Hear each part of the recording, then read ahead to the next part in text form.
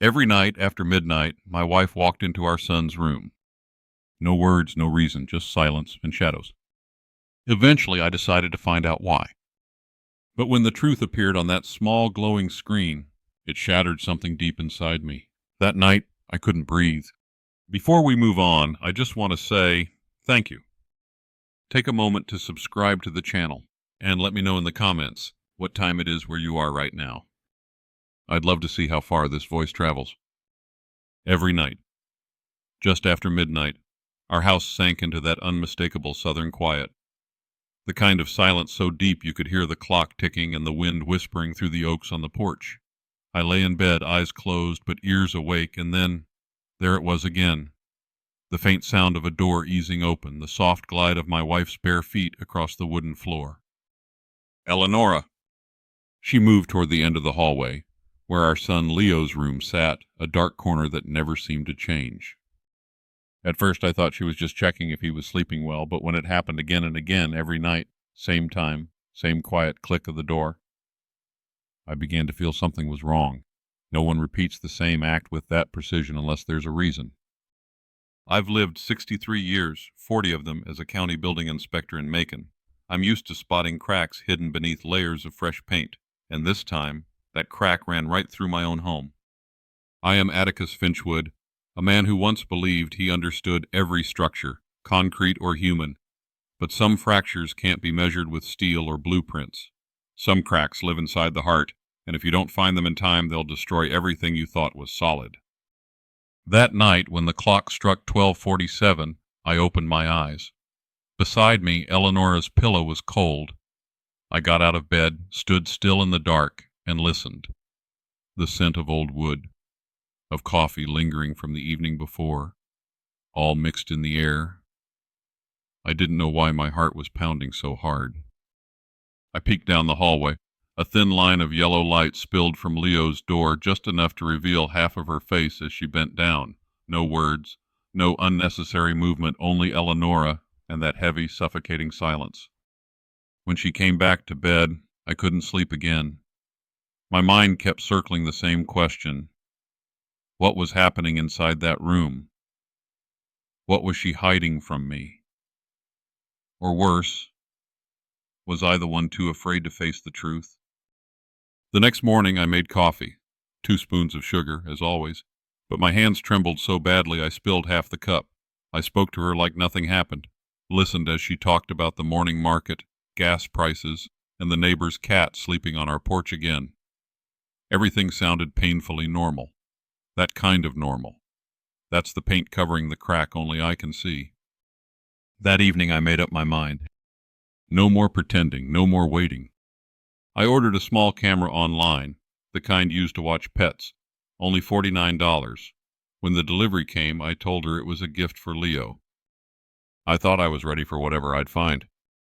But when the screen lit up, when the truth appeared before my eyes, I realized the scariest part isn't what's happening. It's the moment you understand you've been wrong all along. That night, a tiny blue glow from my phone revealed what I had refused to see, and something inside me broke, not from guilt, but from shame. If you think you truly know the person sleeping beside you, think again. Because this isn't just a family drama. It's a journey, my journey, to rebuild trust inside the very house I once built with my hands, and now must rebuild with my heart. My son, Leonidas, but at home everyone calls him Leo. 16 years old, his hair tousled like grass after rain, his eyes always fixed on some direction only he understands. The boy speaks almost never. He just nods, or shakes his head, or sometimes draws. And perhaps his world does not need words. The doctors said Leo was on the autism spectrum. I remember the day we heard that. It was pouring in Macon, rain slashing against the car window in a steady rhythm all the way home. Eleonora sat next to me, her hands clenched until her fingernails pressed into her skin. Neither of us said a word. We only listened to the windshield wipers sweep back and forth, and our chests felt as heavy as lead. Time passed. Leo grew, and silence remained his language. But I learned to read those silences. When he's happy, his eyes shine like halogen lamps. When he's sad, he retreats to a corner and sits for hours before his mechanical drawings, his hands sketching curves so precise that even I, who once approved hundreds of building plans, had to admire them. He has rituals, a particular cup he drinks from, a way he aligns his pencils, the exact angle at which he folds his papers. These small acts became signposts I learned to read. But not everyone saw that. In the eyes of the family, especially my brother Cyrus, the boy was a blot on the perfect lineage of the Finchwoods. Cyrus is the kind of man who walks into a room with a confident smile and the scent of expensive cologne. He is a businessman running the family firm Finchwood & Sons Legacy, the name my father once carved on the brass plaque outside the downtown headquarters. I retired early, living a quiet life, tending the garden and fixing up the old house by the road. I kept a small workshop beneath the eaves with a bench where I sharpened chisels and soldered small joints. The place that always reminded me of my father's hands, of the lessons he taught me about patience and care. In Cyrus's eyes, I am the gentle brother who doesn't know how to fight, and Leo, just the child he pities. I remember clearly that evening, the company's 50th anniversary party, golden lights, wine, and the practiced smiles. Beatrice, Cyrus's wife, wore an ivory dress and pulled Eleonora aside, her voice so saccharine I could taste the lie in every word. "Eleonora, you are so strong, taking care of such a child. It must be so exhausting, right?" I stood nearby, hearing every word. A knife dipped in honey, I swear it felt like that. She smiled, but in her eyes there was something that mixed pity and a quiet satisfaction. Eleonora only gave a small smile, as if she hadn't heard. I wanted to smash the wineglass in my hand, but I didn't. I quietly scanned the room, saw the family's glances, the approving nods, the whispers behind fans. All that combined into something heavier than any concrete slab I had ever inspected. After the party, as our car drove away from the hotel, Eleonora was silent. So was I. The night wind brushed through the pines, and every now and then a truck passed in the other direction, its lights sweeping across her face and revealing eyes wet but held together. "My love," she whispered, "sometimes they make me feel like our child is pitifully small." I didn't know how to answer. I am her husband, Leo's father, but in that moment I felt powerless, unable to comfort, unable to protect. I only gripped the steering wheel as if I could steer the whole world back into place. For the week after, Eleonora spoke little. Each night she still slipped into Leo's room past midnight. I asked. She only said, "I want to be sure he's sleeping well." But I knew there was something deeper, something I had not touched. One morning, while cleaning Leo's room, I accidentally found it, a stack of drawings stuffed under his pillow, dozens of sheets covered with technical lines and details so precise that any engineer would be impressed. There were bridges, buildings, structures I had never seen before. All of them bore a small signature in the lower right corner, LF. I called Eleonora and pointed to the pile. She only smiled, a light smile. I couldn't tell if it was pride or a cover for something else. "He's very talented, isn't he?" she said. I nodded, but a pang stabbed my chest. Because I understood the boy really was gifted, but the outside world would never see it. To them, he was just not normal, and that was life's quiet betrayal of children like mine. That night when Leo went to sleep, I sat on the porch and stared at the starry sky. Crickets chirped in the grass, and the neighbor's cigarette smoke drifted over. I thought about Cyrus's idea of perfect, about the whispers and the pitying looks, and for the first time in years, something rose in me, not anger, but a gentle, sweet revenge, a quiet wish that one day they would bow to the truth they once denied. I pictured a small, careful plan, not to humiliate or to cause pain for the sake of it, but to let truth be seen. To gather the drawings, show them to someone who could read them, to give Leo a stage where his work speaks instead of his silence. It felt like righting a wrong, like tightening a bolt that had been left loose for too long. I imagined a local engineer going white with surprise. I imagined Cyrus having to fold his arms and swallow his words. But not yet. That night, Eleonora still slipped into Leo's room as always, and I began making plans for something I never thought I would do, to find the truth, for my son, for the wife I love, and for my belief in this family.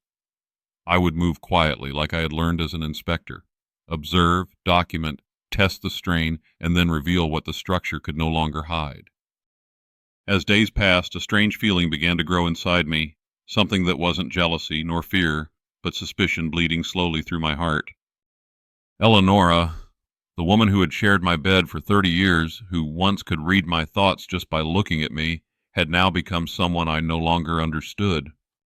Some nights I'd wake up and turn over, only to find an empty space beside me, cold and untouched. Her faint perfume still lingered on the pillow, but the room was silent as stone. I looked at the clock. 12:41 a.m. Down the hallway, the warm yellow nightlight cast long shadows across the carpet, just enough for me to see Eleonora's silhouette gliding past. I held my breath, listening as Leo's door opened, then clicked shut again. I stayed still, eyes fixed on the ceiling, while guilt began to eat away at me. I wanted to trust my wife, I really did. But my old trade, those 40 years as a building inspector, had taught me one thing: everything leaves a trace. If there's a crack, there's always a cause. And I knew the fracture in my home hadn't formed by accident. 3 days later, I drove to the electronics store downtown. The owner, an older black man I'd known for years, grinned when he saw me. "Long time no see, Atticus. Still into those little tech gadgets?" I nodded, picking up a palm-sized camera, the kind people use to watch their pets or babies. It cost only $59, but the guilt weighed 1,000 times more. That night, I waited until Eleonora went out to buy groceries. Then quietly, I stepped into Leo's room. The air smelled faintly of paper and machine oil, that scent of metal in concentration. I looked around, a desk covered in sketches, shelves neatly arranged, a model suspension bridge made of wooden sticks resting by the window. I chose a corner of the bookshelf and fixed the tiny camera there, aimed directly at the desk, the spot where Eleonora always sat beside our son. When I finished setting up the phone app, my chest tightened. I had just done something I swore I'd never do: invade the privacy of my own family. But reason whispered that I had to know the truth, even if that truth might destroy me. That night I lay in the dark. The clock ticked, crickets sang in the yard, the wind sighed through the window frame. When I finally heard Eleonora's soft footsteps leave our room, I reached for my phone. My fingers trembled as I tapped live. The screen lit up. The cold blue glow reflected off the ceiling, revealing every wrinkle, every shadow of fear on my face. The image appeared: Leo's room. The desk lamp flickered on, spreading a gentle amber light across the walls. Eleonora entered. She didn't look around, didn't seem suspicious. She pulled out a chair and sat beside Leo. He was awake, eyes fixed on his paper, hands moving quickly across the blank sheet. There was no yelling, no harshness, no darkness like I had feared. Only two figures, a mother and her son, inside a silence so sacred it felt like a chapel. Eleonora took out a stack of large drawings and spread them across the table. The light glinted against her glasses, and for the first time in years I saw that same sparkle in her eyes, that quiet radiance I'd forgotten. She leaned closer, whispered something the camera couldn't catch. Leo lifted a finger, pointed to a corner of the page, and began to sketch again. Each line of his pencil cut through the paper like a blade, sharp, certain, precise. I held my breath. My chest ached. What was I so afraid of? Afraid she was hurting him, or afraid of realizing that I was the one who had never truly seen them? I watched them, mother and son, sitting under that soft lamp, two souls speaking in a language that needed no words. No explanations, no questions. Only trust. I turned off the screen. My heart pounded, my throat felt tight. What I had seen wasn't deceit, wasn't betrayal. It was a gentle truth, so tender it made me ashamed. I finally understood. I wasn't witnessing a crime. I was the witness to a family drama without villains. Only love misunderstood, and a father too slow to see it. I sat up, glancing at the pillow beside me, still warm with her scent. And I let out a long, quiet breath, feeling as though I had lost something, yet somehow had found myself again. On the phone screen, a dim blue light flickered across my face. My heartbeat was loud enough to hear, fast, heavy, hammering like steel on steel. I thought I was about to witness the worst moment of my life, but I was wrong. Eleonora didn't shout, didn't scold, didn't touch Leo in any way that made me afraid. She simply sat down beside him, calm and patient, and placed a thick stack of design sheets on the table. I recognized them instantly. Technical drafting paper, heavy weight, faintly lined, around $25 a pack. I used to draw bridge schematics on that very same kind when I worked as a county inspector. Leo looked up. The desk lamp reflected in his eyes, a strange light, sharp yet serene. He picked up a pencil and began to draw on the sheet Eleonora had brought. Each stroke had rhythm. Decisive, exact, unhesitant. His small but steady hand moved so quickly that the camera struggled to keep up. I saw him point to a corner of the drawing, erase a few lines, then add a new reinforcement structure. Eleonora watched in silence, taking notes beside him with a red pen. No words were exchanged, only the soft scratch of graphite, the faint breath of two people working together. That sound, so delicate, so alive, was something only those who've worked deep into the night could understand, the quiet that hums with connection, where hearts communicate without sound. I sat there, barely breathing. The lines forming on the page looked like music, and I realized my silent son was speaking. Not with words, but with geometry, with proportions, with the curve of every drawn line. It was otherworldly. A mother, the humble student. A son, the silent teacher. I remembered what the relatives had said. Poor Eleonora, it must be exhausting to care for a child like that. I remembered Cyrus's smirk at the company banquet and Beatrice's voice dripping with false sympathy as she said the word special. And now, watching this scene, I saw how cheap their words truly were. Leo wasn't a burden. He was a genius. It was the world that hadn't learned his language yet. I lowered my head, feeling the blood drain from my body. Shame, not for them, but for myself. For doubting Eleonora. For thinking she was hiding something terrible. For never truly seeing my son. I remembered the nights I'd been drunk, complaining that Leo wasn't like other kids, that he was distant, that he'd never survive on his own. Now those words came back like blades, cutting straight through me. The camera kept rolling. Leo finished sketching a suspension bridge, not just beautiful, but engineered with real precision, a complex balance of tension and weight distribution. If you didn't know his age, you'd think it was drawn by a professional engineer. Eleonora tilted her head and smiled. I saw her lips move, whispering something the mic couldn't catch. Then she placed a gentle hand on his shoulder, as if saying, "I'm proud of you." I knew she didn't want to break the silence of that moment. But her eyes glowed with warmth so deep it felt like watching 30 lost years of my life melt away. I remembered when Leo was 8, sitting by the riverbank for hours, stacking stones into little bridges. I laughed back then, called him foolish. Now I understood, and he had always been an architect. It was I who hadn't learned how to listen. I looked at Eleonora, the woman I once thought fragile, and saw strength the world had never noticed. She had shielded our son from the cruel stares, from words sharp as acid. She had turned midnight into a secret classroom, a sanctuary where genius could bloom, unseen and unjudged.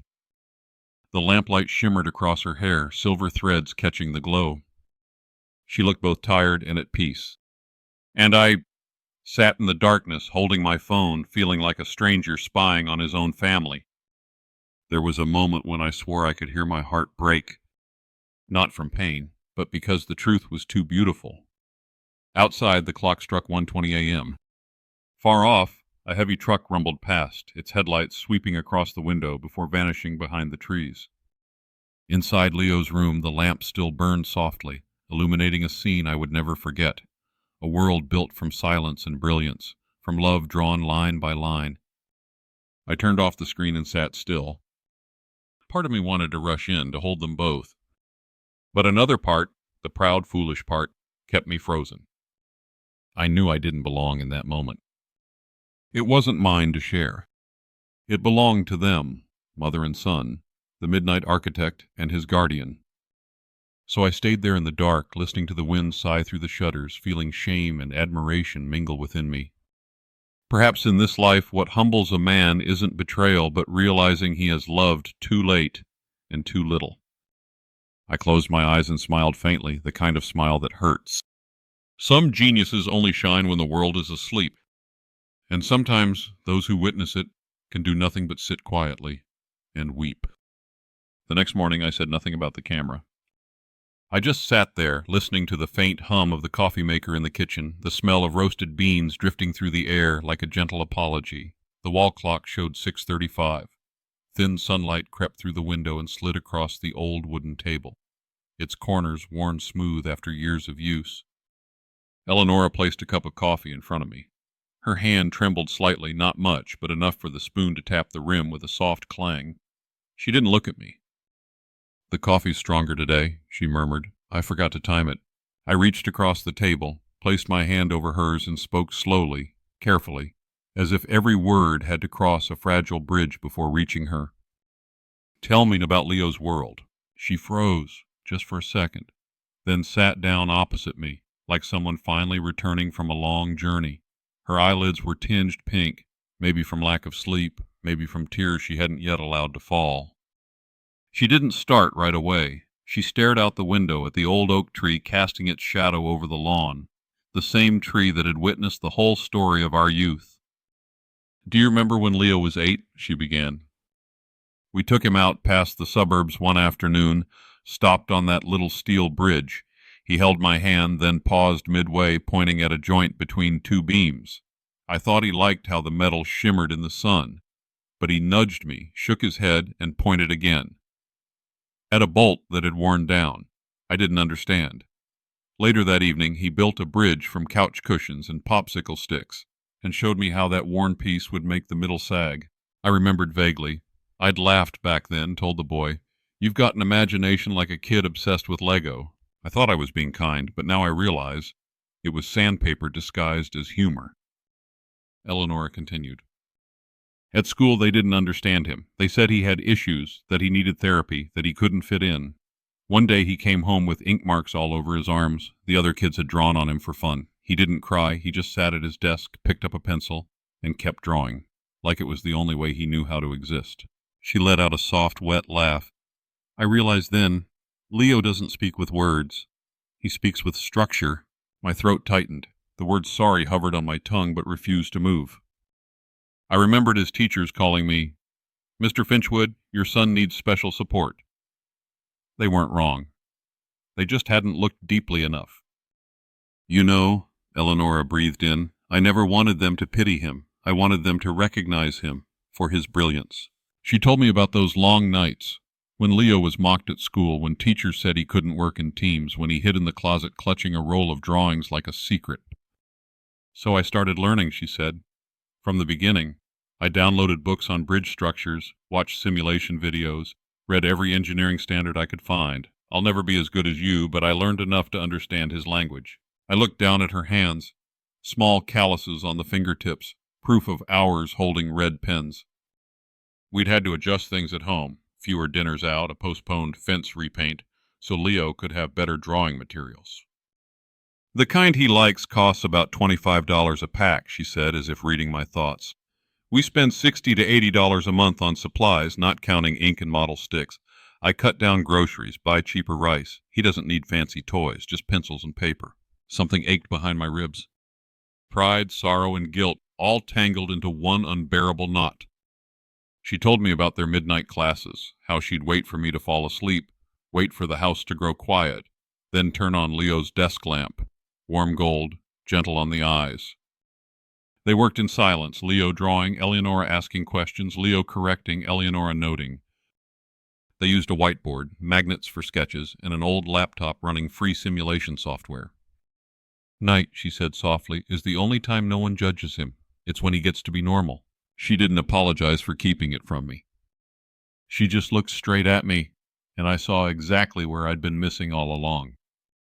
I squeezed her hand tighter. "From last night on," I said, "I don't want to stay outside anymore. Let me join you." Eleonora nodded. That was enough.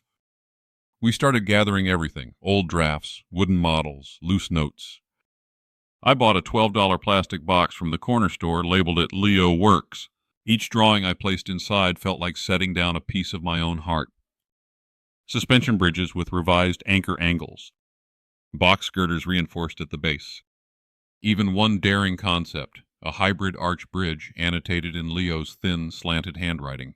Load evenly distributed under high crosswinds. That handwriting, Steady, cautious, looked like someone walking a narrow road without fear. Later that afternoon, Eleonora opened the bottom drawer and took out a black notebook. "His journal," she said. "He doesn't write much. He pastes pictures of bridges, adds numbers, redesigns weak spots. Every time someone laughs at him, he comes home and fixes a bridge." She smiled faintly. "Once, he glued a newspaper article about a bridge collapse overseas, then redrew it, the way he thought it should have been built. He doesn't write, 'I'm sad' or 'I'm angry'. He just repairs." I turned each page carefully. Every sketch was both a scar and a map out of pain. And I realized those nights Eleonora snuck into Leo's room weren't deceit at all. They were the quiet flame that kept his genius alive in a noisy world. "I want to sit with you tonight," I said. Eleonora smiled gently. "If he allows it." That night, after 11:30, the house dimmed like a slow exhale. Leo sat waiting, pencil in hand, eyes fixed on a blank page. I knocked twice, to show I respected his space. He didn't look up, but pulled out an extra chair. That small gesture burned hot behind my throat. We began. Eleonora spread the drawing, whispering, "The middle span sags. This joint here isn't stable." Leo nodded, his pencil slicing the paper like wind. He redrew the cables, added a steel plate, shifted the anchor 3 inches inward. The precision, it was breathtaking. "How do you know that new anchor point works better?" I asked. Leo hesitated, then looked at me, for 1 full second, a second worth an entire lost childhood, before sketching a force arrow, jotting a few numbers, and tapping the new spot with his pencil. I understood. He had spoken. And I, finally, had heard. "Want to run a quick simulation?" I asked. Eleonora powered the old laptop. The blue glow flashed, then softened. We entered the data, ran the test. The deflection curve dropped significantly. No applause, no wow, just a quiet tap on the shoulder from Eleonora. "Good job." Leo froze, then nodded, barely but enough. I turned to my wife.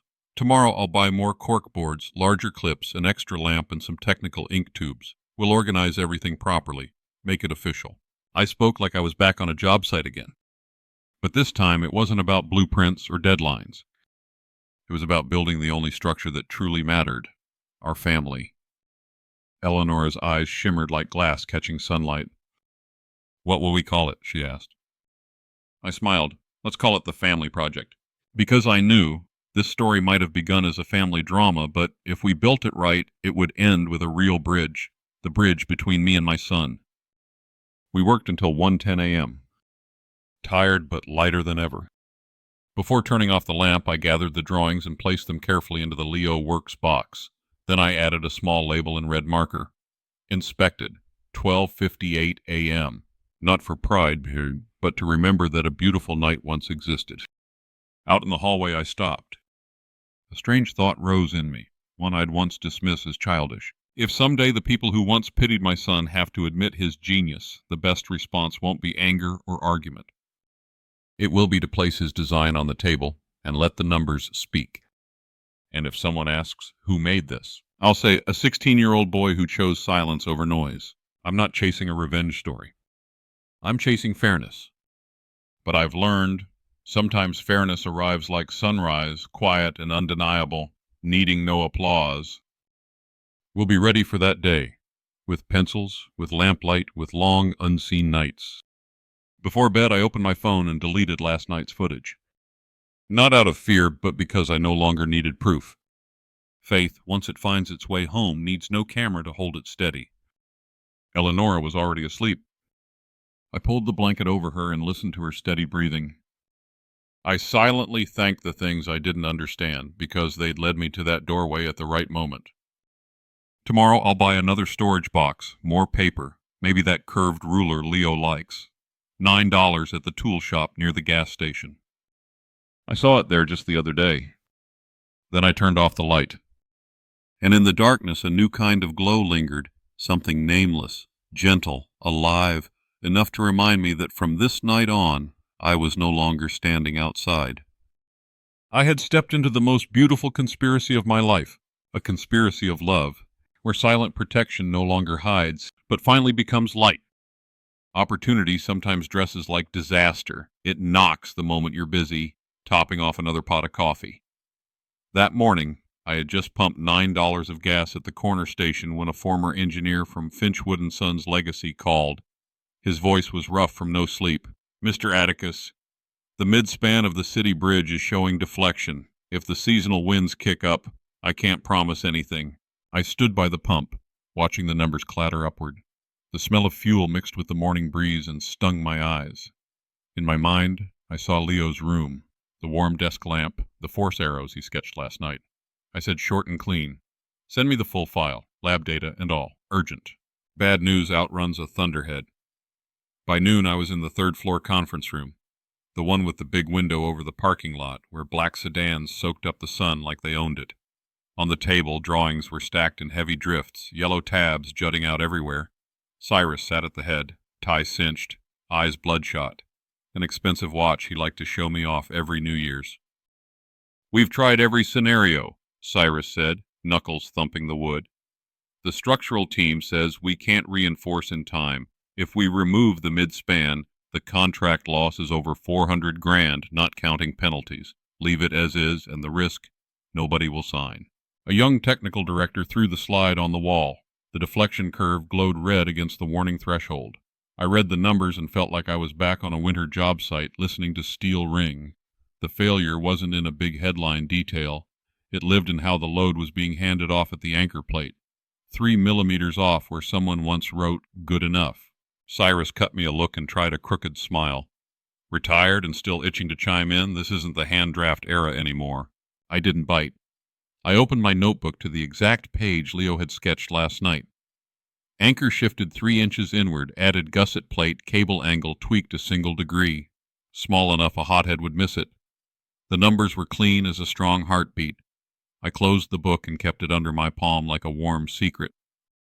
The meeting dragged to 2:10. Thin coffee, fresh ink smell, the sourness of helplessness. Every proposal needed more time than reality would allow. I watched the engineer's shoulders sag by inches. When the room started looping the same arguments, I caught my breath and said slow and even, "I need the cable anchor file, the wind load calcs, and the week 12 site log." Silence. "No. Yes. No, no." I pulled the folders toward me and read while remembering how Leo had tapped his pencil at the force junction. 20 minutes later, I felt the burr. The gusset fabrication had switched subcontractors midstream. Thickness met spec, but the edge bevels were inconsistent. Pretty to the eye, wrong for quartering winds, pushing deflection in the worst possible direction. I set the file down. "There's a way out," I said. "You won't like it." Cyrus snorted. "Here we go," the old inspector wagging his finger. "No," I said. "A father who understands what his son drew last night." I called Eleonora. She didn't waste words. "What do you need?" "The drawings from last night, the Aleo works box, and the $9 curved ruler you just bought." 30 minutes later, she stood at the conference door, light jacket, hair tied back, eyes handing me a key. The rest was on me. I spread the sketches. No parade of introductions. I pointed to the anchor, explained why those 3 inches were life and death, why the gusset surface needed micro-grooved bite instead of mirror gloss, why a 1-degree cable shift would drop the deflection curve like a horse settling under the saddle. I spoke their language, numbers, moments, wind coefficients, and the one only a father dares, faith. A middle-aged engineer leaned in and stared a long time. Who drafted this?"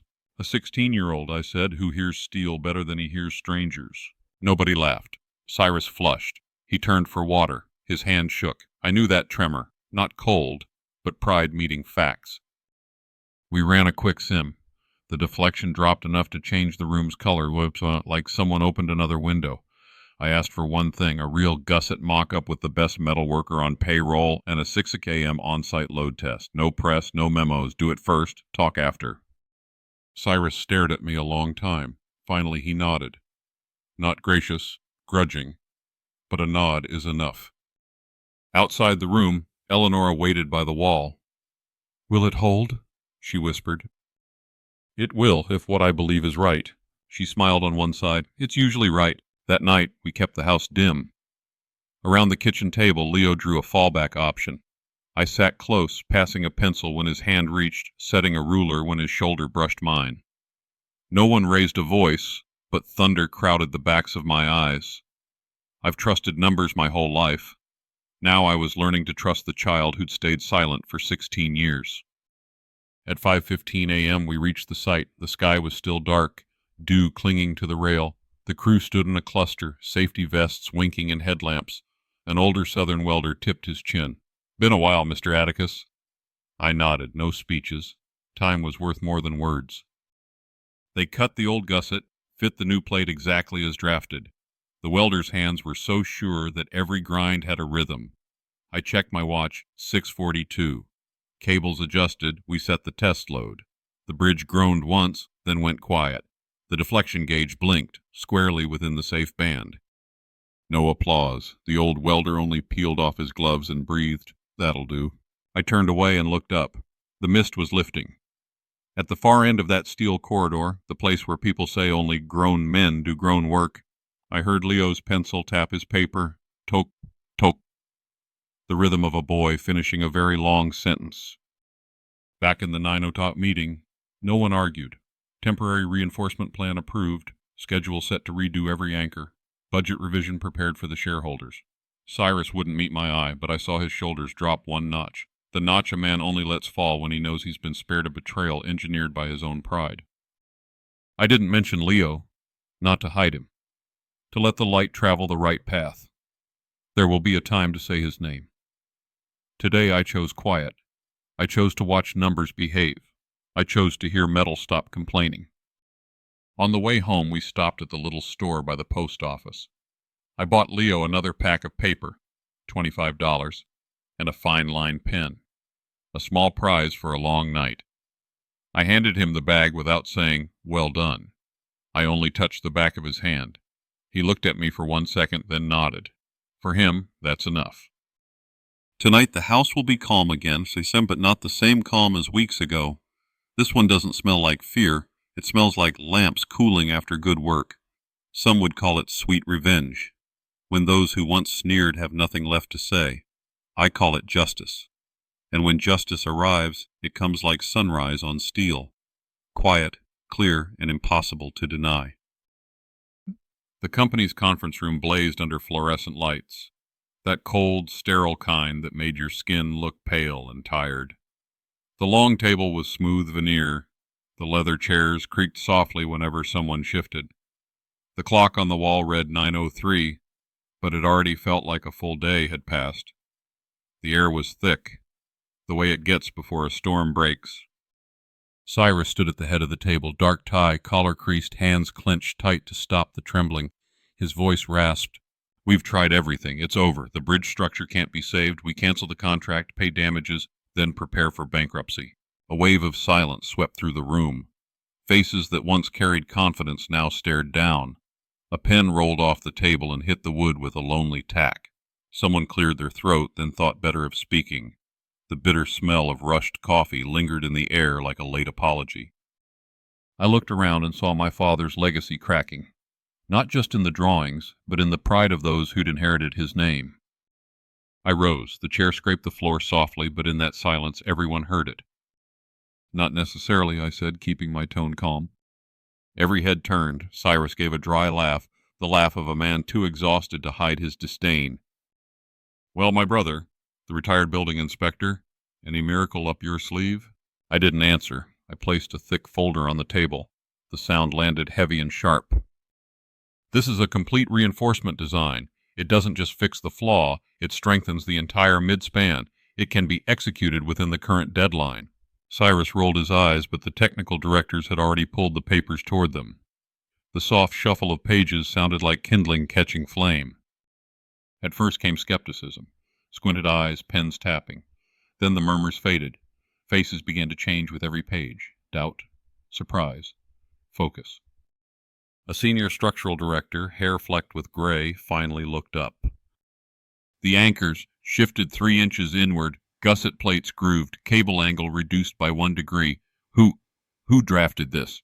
Cyrus snatched the folder, flipping fast. The veins in his neck tightened. He looked at me. "This can't be right. These tolerances, they're perfect. Who made this, Atticus?" I steadied my breathing. "Someone you once dismissed." The words dropped like a stone into still water.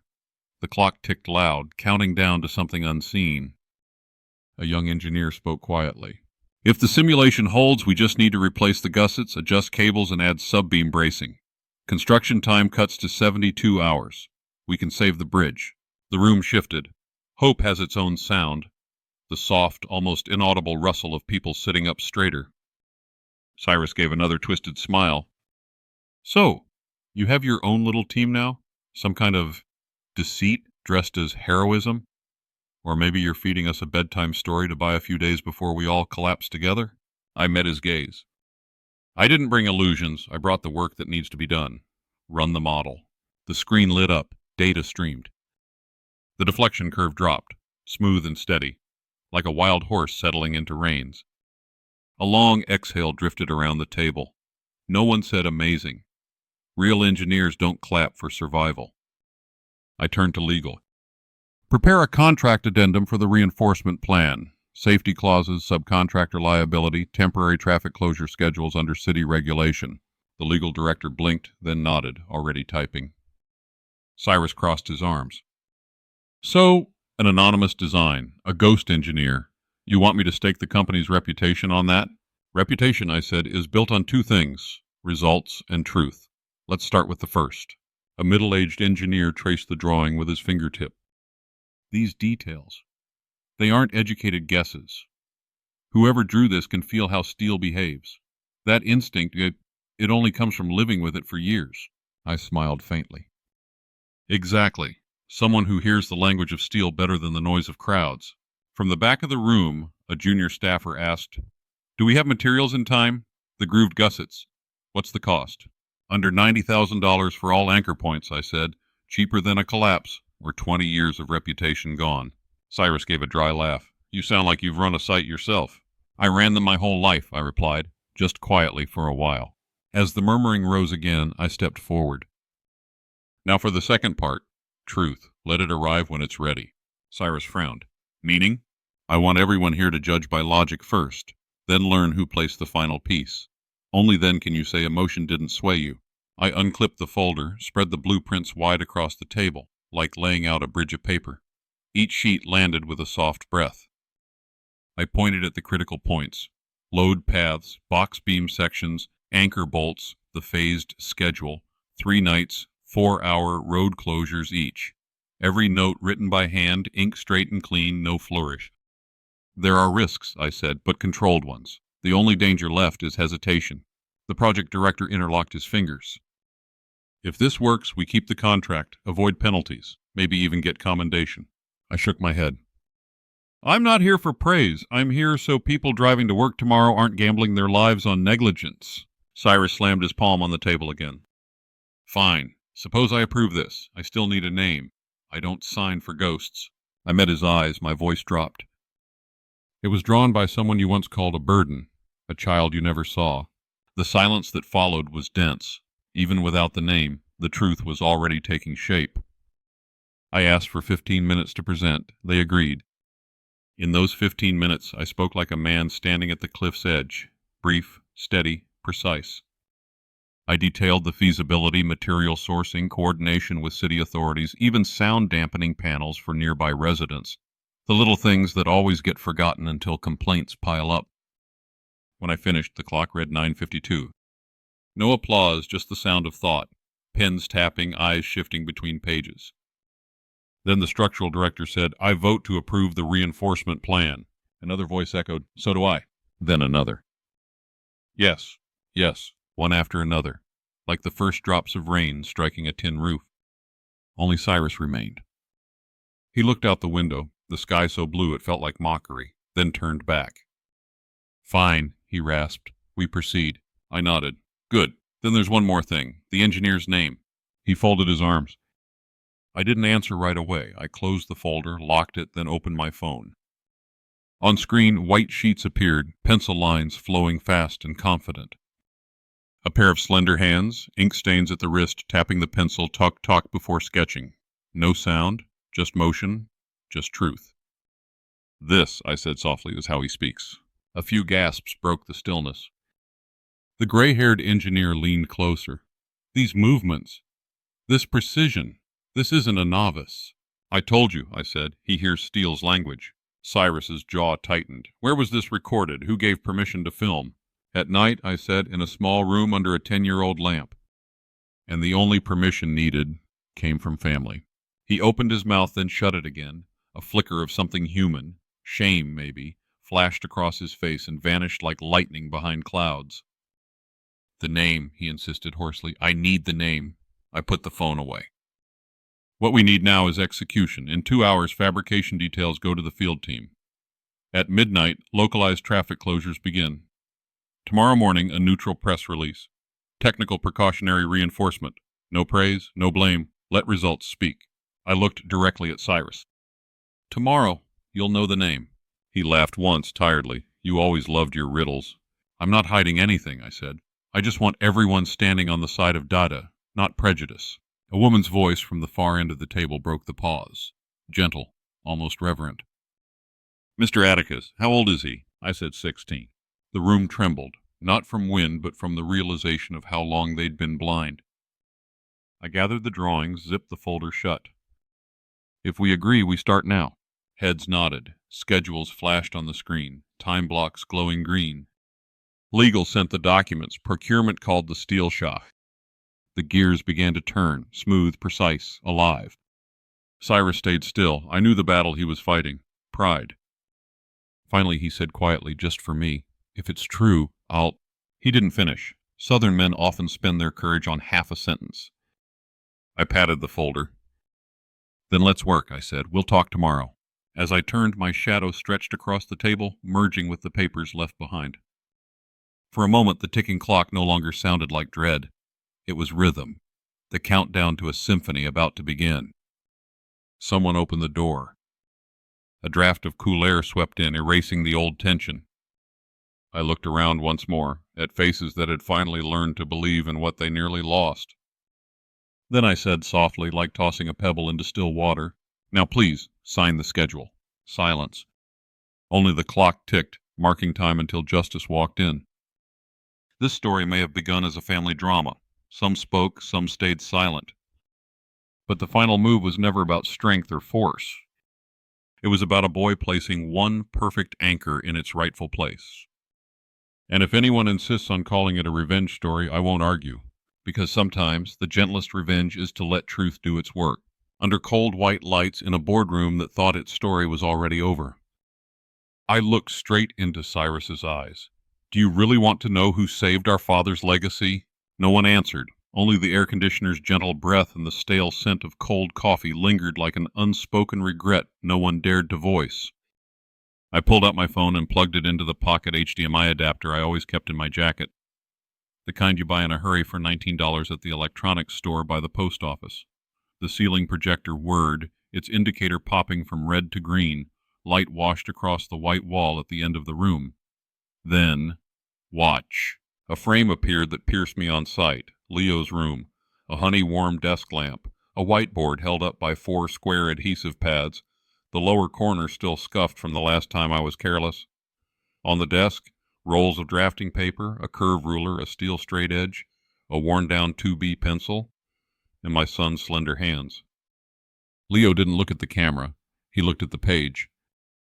The pencil tip touched down with a tiny talk that you'd miss in anything but this thick silence. Then he drew. The curve moved once, twice, paused, slipped back half a hair, advanced a hair, like someone mid-sentence who suddenly found the precise word and revised it so the line would speak clearly. Beside Leo sat Eleonora, thin frames on her glasses, hair tied low. A red pen in her hand, she never intruded on his lines, only annotated at the margins. Anchor plus 3-inch, grooved gusset, friction, cable angles, 1 degrees. Each note was a small step up from the chasm people like to call silence. The conference room turned so quiet I could hear the fan inside the projector purring. Someone started to clear their throat, then stopped. Screen light brushed the faces around me. A few tilted their heads, a few propped their chins. One young engineer unconsciously slid his chair closer, as if afraid to miss a single stroke. Beatrice lifted a hand to her mouth. I didn't stare, but I saw wine-red polish tremble. Cyrus stepped back exactly 1 pace, as if the edge had moved under his feet. His dark tie looked wrong in that room, wrong even on him. On screen, Leo cocked his head, erased a line, added a force arrow, wrote a few numbers. He tapped the pencil gently against the desk. Eleonora smiled, that forgotten smile of a mother seeing dawn rise inside a windowless room. No words were spoken, but I swear, anyone who has worked with steel could hear what was said. "That boy is extraordinary," a young director whispered. Not social flattery, but the voice of a child seeing a river for the first time. I paused the video and zoomed in. "This is the existing anchor point on site," I said slowly.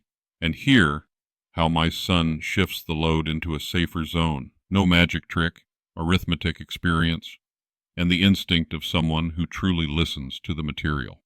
Cyrus swallowed. He managed a single word. "Who?" I pressed play. The clip cut to Leo setting the curve ruler. Eleonora pinned a page edge with her fingertip. The lamp laid a thin ribbon of light across the acrylic. In the corner, a small handwritten mark read 12:58 a.m. I'd added it on the first night I sat with them, a milepost I refused to lose. "The person you pitied," I said, eyes still on the screen, "the child you called defective." I faced the room and drew a breath. "The engineer who saved this contract is my son." No one laughed. No one said impossible. The room sank a notch, then smoothed out, like a pond settling after a gust.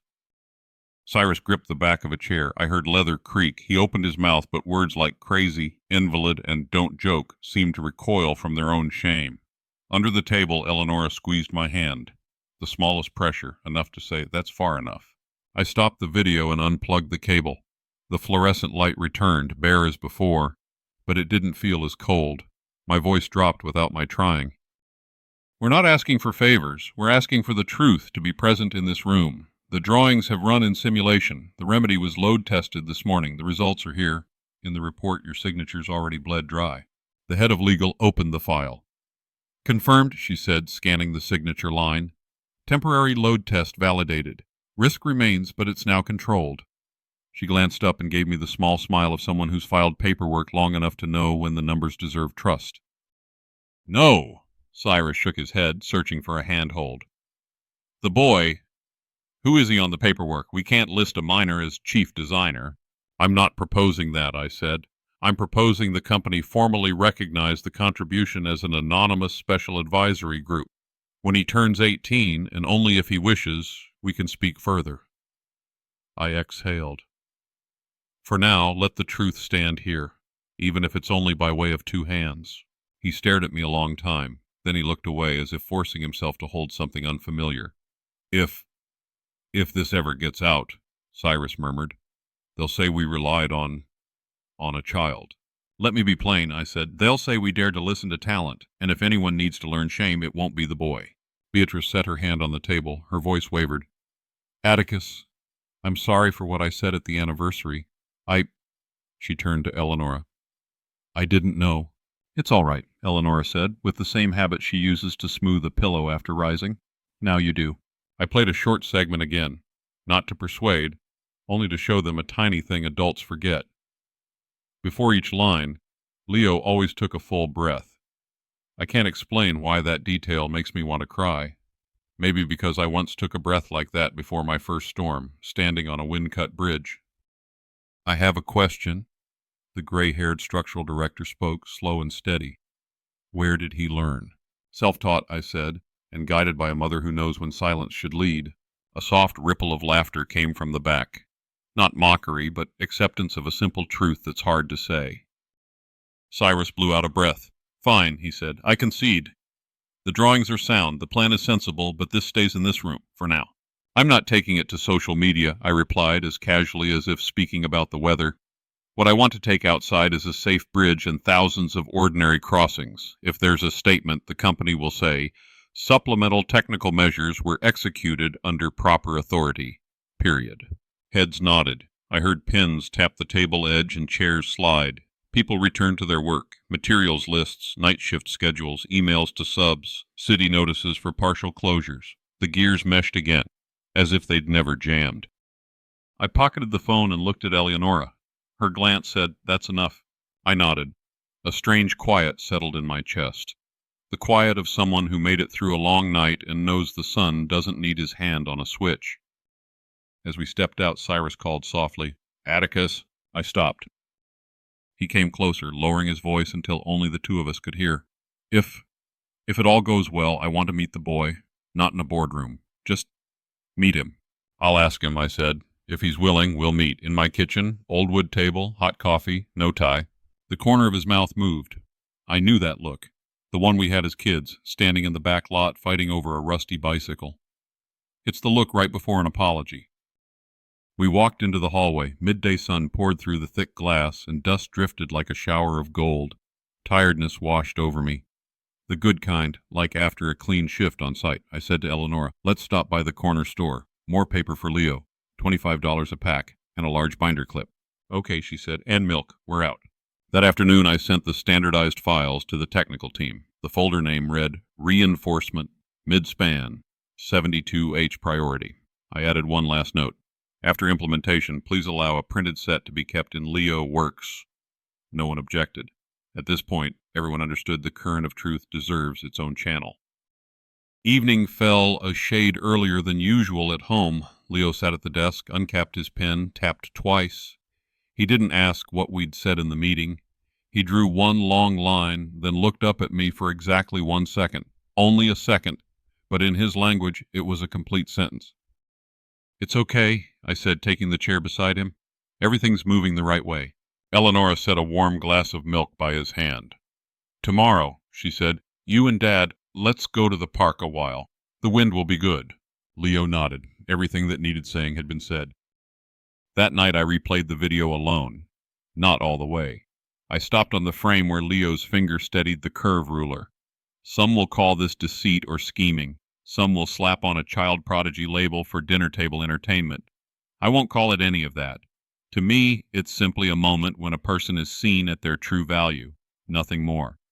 And if others taste sweet revenge in it, I won't argue. Sometimes justice restored is as sweet as plain tea after a long day. I powered off the phone and stood. In the kitchen, a dish towel hung damp from the oven handle. Eleonora had just rinsed a glass. Outside, a night breeze threaded through the oaks and carried the scent of fresh-cut grass from the neighbor's yard. The wall clock ticked past 10:26. I flipped off the lights and shut the door. The house settled into silence. Not the old kind, but a different chord. Low, sure, like a steel beam finally set in its rightful place. Tomorrow we go on. Site, reports, simulations, shifts, and when it's all done, I will say my son's name in a room full of adults, not to boast, but to remind them that some voices need no sound at all, and are still strong enough to keep a bridge standing. Consequences arrive fast, like a flood with no warning. 3 days after the meeting, the name Cyrus Finchwood filled the local financial headlines. Titles read, "Crisis at Finchwood & Sons, CEO under pressure." I didn't finish reading, I just skimmed while making coffee. The machine hummed, the bitter scent mingled with the wet smoke drifting from the porch. Everything felt absurdly normal. At the firm, the shareholders held an emergency session. No booming voices now, none of the self-assured tone Cyrus once commanded. They asked him to step down. He argued, of course, but the truth left him nowhere to hide. The man who once looked down on me, and the boy he once called a burden, had been saved by both. Reporters crowded the site gate. Employees whispered in hallways. Every wordy slogan he'd used to polish his image collapsed within days. 20 years of reputation turned into cold, printed ink. To me, Cyrus was no longer a rival. He was just a lost man standing among the ashes of the fire he built himself. That night the rain came heavy. Around 9:20 the doorbell rang. I opened it, and there he was. His suit soaked through, hair plastered to his forehead, eyes bloodshot. Rain slanted into the porch, streaking the wooden floor with long, uneven stains. "I didn't know," he said, his voice trembling. "I didn't know, Atticus." If I'd known the kid could do something like that, I cut him off, quietly but firm enough to stop him. "You didn't know," I said, "because you never truly looked." The words landed like a hammer on the space between us. Cyrus lowered his head. Raindrops fell from his hair, blending with the tears he didn't bother to hide. I stepped back, gesturing him inside, but he didn't move. It was as if the doorway itself had become a border. One side the pride he used to worship, the other side the truth he'd spent years denying. I used to think, he said, that everything could be measured. Profit, contracts, how big your name looks on the plaque. But now, I can't understand it. A child, seeing what dozens of engineers missed. It's not because he saw, I replied. It's because he listened. Steel, wind, force, they all have a language. You just never stayed quiet long enough to hear it. Cyrus gave a twisted smile. Maybe I'm too much like Father, always thinking I know everything. I shook my head. No, you just forgot what he really taught us. To build a bridge, not a reputation. He nodded faintly, eyes fixed on the darkness behind me. You're right, he whispered. All these years, I lived under bright lights and never noticed who was really beside me. His voice cracked. Now everyone's gone, even Beatrice. She doesn't look at me the same anymore. I didn't know what to say. Some moments collapse under advice. Silence is kinder. I poured him a cup of coffee and set it on the small table by the porch. He stared at it for a long time, but never reached. Do you forgive me? He asked. I took a breath. The mix of rain and coffee filled my throat. There's nothing to forgive, I said softly, but you'll have to forgive yourself. He nodded once, then turned away. His figure blurred into the rain, the porch light stretching his shadow down the street. I watched until his black car disappeared beyond the corner. The rain kept falling, but the wind had gentled, as if the sky itself had finally emptied its anger. When I turned back, Eleonora stood by the door, quiet. He came? She asked. Yes, I said, and I think he's lost everything. No, she replied. People only lose when they stop learning from their pain. I smiled. The words felt familiar, like something from an old dream. That night, I sat at my desk. The lamp's glow spilled across Leo's drawings, the corners still smudged with pencil dust. I ran my hand over the paper. The lines pulsed with rhythm, with life. And I realized Cyrus's greatest loss wasn't money or title. It was the ability to trust silence, something I once feared, but now cherish. Outside, the rain faded into mist. The clock ticked, steady, peaceful. My family had been broken once, but in those ashes, something had begun to grow again. Not victory, not revenge. Just rebirth, quiet but real. In the silence, I heard Leo's pencil from the next room, soft, steady like a heartbeat. And I whispered to myself, maybe some family dramas don't end with shouting, but with a single peaceful breath. I didn't take the CEO position. When the board offered it, I simply smiled and pulled my hand away from the handshake waiting across the table. I've built enough bridges out there, I said. Now I just want to rebuild the one inside my own family. The room fell silent. A few people nodded. They understood. All titles, all reputations in the end are just powder coating the heart. But the bridge between people, once broken, no power on earth can weld it whole again. A week later, the company made its announcement. The formation of the Finchwood Research and Innovation Division. And the very first honorary advisor listed was Leo Finchwood. No one objected. No votes were needed. They had all seen with their own eyes what I'd tried to tell them for years. True talent never has to shout to be believed. They gave Leo his own workspace, simple but perfect. Natural light. A pale wooden desk. White walls. A large drafting board and a window overlooking the river. When they asked if I wanted to add anything, I said only, just a warm yellow desk lamp. He's used to that kind of light. The days that followed were quieter and lighter. No more secret midnight sessions. No more whispers behind our backs. Just calm mornings where I sat on the porch listening to the soft scratch of Leo's pencil moving over paper, blended with Eleonora's bright laughter from the kitchen. The scent of coffee, fresh bread, and the wind slipping through the trees, all whispering, "It's time to rest, Atticus." I once thought that when everything ended, I'd feel sweet revenge, that sugar-tinted satisfaction of balancing the scales. But peace didn't come from any revenge story. It came from knowing no one had to hide anymore. When truth lives in the light, it erases every lie on its own. No human hand required. One late afternoon, around 5:30, I was tidying my desk. Sunlight spilled through the window, dust floating like golden particles in the air. Eleonora came running in, breathless, clutching a cream-colored envelope. "Atticus," she said, voice trembling with excitement, "you have to see this." I wiped my hands on my apron and opened it. Thick paper, deep blue ink, embossed logo in the corner, Massachusetts Institute of Technology. I read it slowly, line by line. It was an official invitation for Leo. They had seen his designs circulating internally and wanted to invite him to visit, to join a special program for exceptional young minds, Creative Minds Exchange 2026. I read it 3 times. Not because I doubted it, but because each word brought something back to life inside me. This wasn't pity. It wasn't sympathy. It was recognition. Respect. Being seen. I looked up. Eleonora was crying. Crying but smiling through it, her tears trembling on the curve of her lips. "We've fought for so many years," she whispered. "And finally, our son has been seen." I said nothing.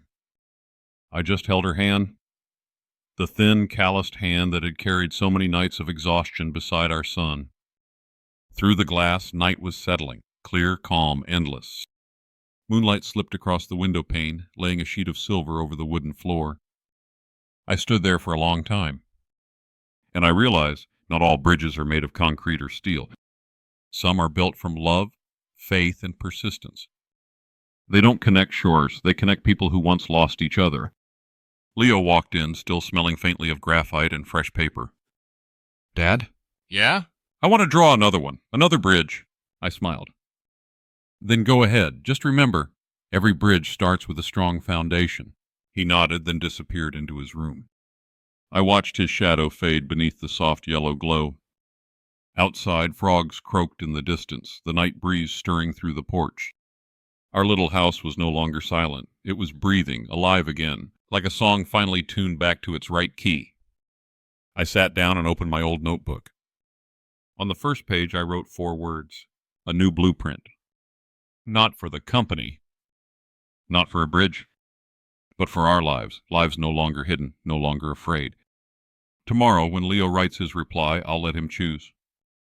Whether he goes or stays, I know one thing for certain. The road ahead is his now. Because the boy who once spoke through silence now has the whole world listening. Our victory was quiet. No fireworks. No raised glasses, no champagne, no photos in the papers. Only the soft morning light slipping through the window of the study, resting on Leo's hand as he drew.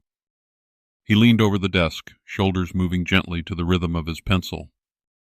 The white sheet slowly filled with curves, symbols, and numbers only he could understand. On the table, the letter from the prestigious American Institute still lay open, its edges curling slightly in the breeze. The pale blue logo at the top of the page caught the sunlight. Simple, yet to me, it was the most beautiful light I'd ever seen. Leo smiled. A full, unguarded smile, so pure it made me turn away, pretending to reach for my coffee just to hide the sting in my eyes. Eleonora stood behind him, her hand resting lightly on his shoulder, as though afraid to wake a dream. Her eyes shimmered, filled not only with pride, but with peace, the quiet kind that comes after years of silent battles for a fragile hope. I watched them and suddenly understood. I'd been wrong about strength all my life.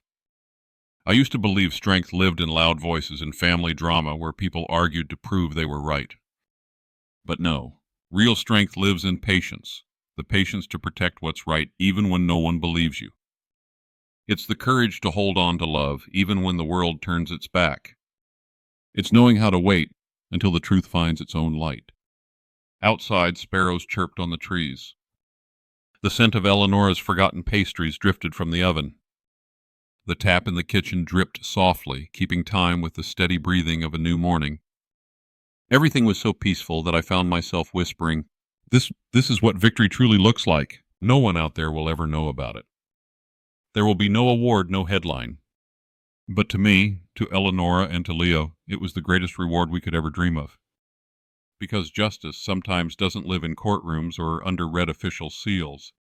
Justice lives in the moment a person is finally seen for who they truly are. And my son's dignity, Leo's, had at last been fully restored.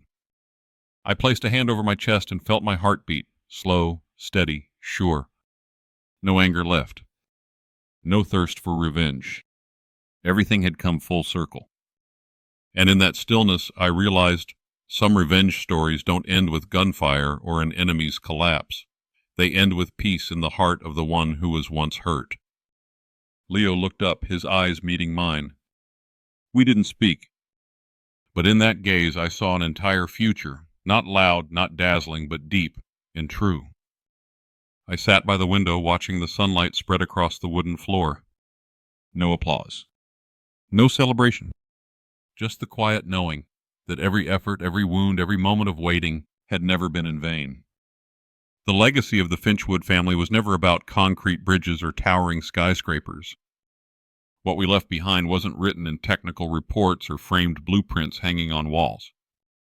The true legacy, and is the lesson we pass to the next generation, that the worth of a person isn't measured by how loud their voice can be, but by the light they bring forth in silence. Genius can live quietly, inside a child who rarely speaks, in a soul once misunderstood, or in a pair of hands that were never held the right way.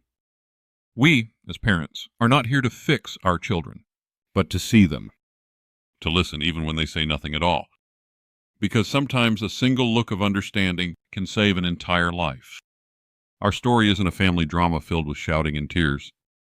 It's a journey of redemption for Leo, for Eleonora, and for myself. Redemption from prejudice, from blind pride, from all those years I forgot how to listen and how to believe. Now, whenever I walk across a bridge, I no longer see steel or concrete. I see love, the only force strong enough to hold things together, even when the world believes they've fallen apart.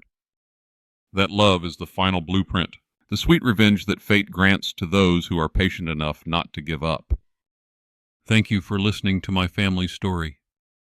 If it touched your heart, share it, because somewhere out there, another Leo may be waiting for the world to finally see his worth. Be the one who helps make that happen. And if you believe that love can truly change everything, hit subscribe so you won't miss the stories yet to come. From the deepest part of my heart, thank you. May you and your family find peace and build bridges that last, forged not from steel, but from faith.